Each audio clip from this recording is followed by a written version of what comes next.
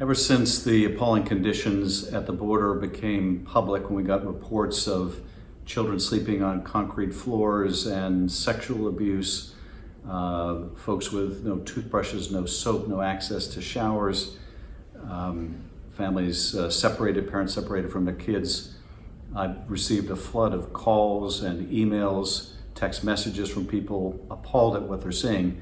I want to respond to one in particular. George from Los Angeles wrote to me that these appalling conditions are a stain on the country.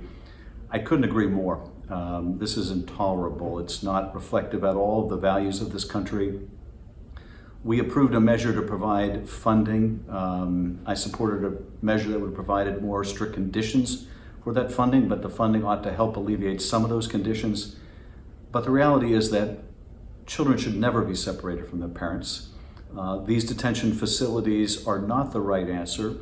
There is a way to parole people who come to this country fleeing violence so that families can stay together. We can improve that process to improve outcomes and make sure people show up for their hearings when the hearings take place.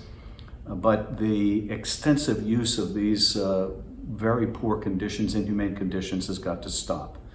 And of course, this is just treating the manifestation of the problem. We shouldn't be cutting off aid to Central America as the president is trying to do. We ought to be addressing the conditions that force so many people to flee for their lives. We need a far more comprehensive approach to this problem, but it has to begin by addressing these shameful conditions. And I'm going to make sure that I do everything I can, continue to do everything I can to protect these families and put an end to this tragedy.